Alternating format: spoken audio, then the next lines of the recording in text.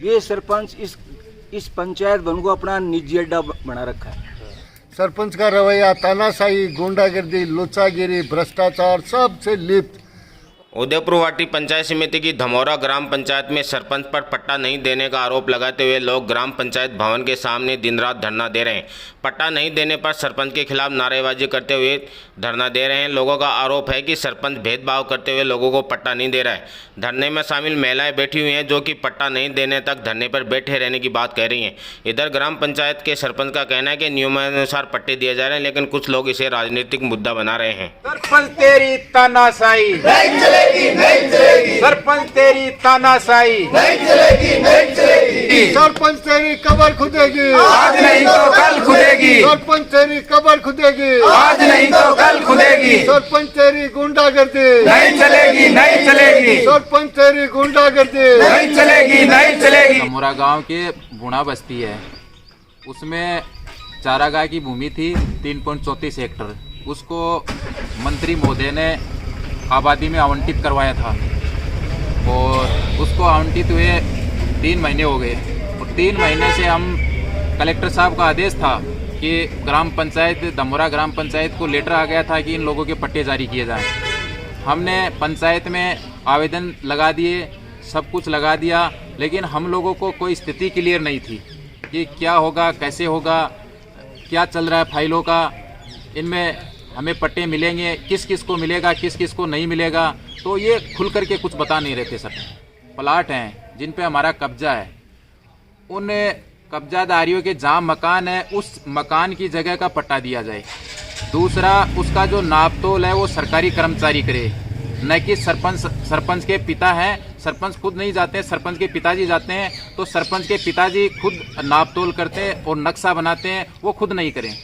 उससे हम असंतुष्ट हैं। पंच के खिलाफ पहली बार देखने को, देश आज़ाद होने के बाद पहली बार ग्रामीणों ने कहीं धरना प्रदर्शन किया। धमौरा ग्राम पंचायत सब कभी आज तक ऐसा दिन नहीं आया कि ग्राम पंचायत मुख्यालय के ऊपर पूरे ग्रामीण एकत्रित होकर के न्याय के लिए भीख मांग रहे हैं और रात को सरपंच गुंडों के साथ आकर के इनको इतना भयभीत और इतना प्रताड़ित करता है।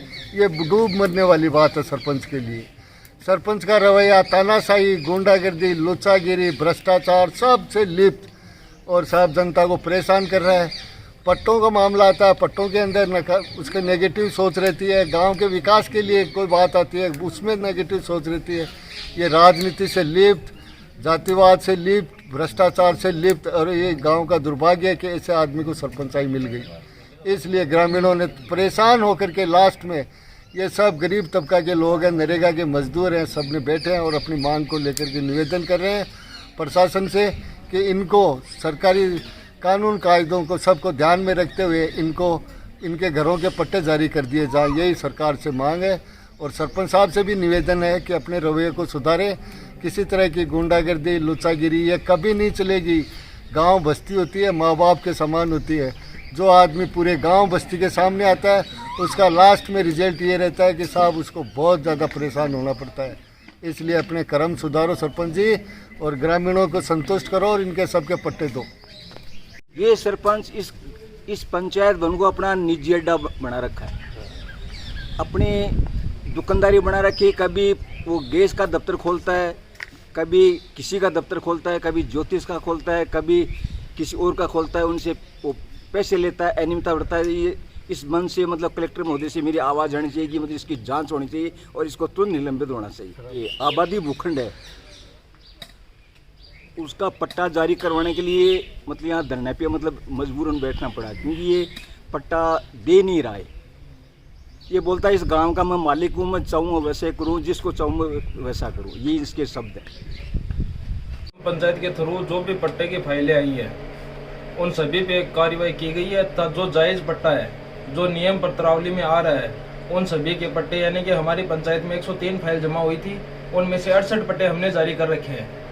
तब उनमें से जो कैंप था अभी रघुनाथपुरा में जो 27 तारीख को कैंप लगा, उसमें 10 पट्टे हमने वितरण भी कर दिया।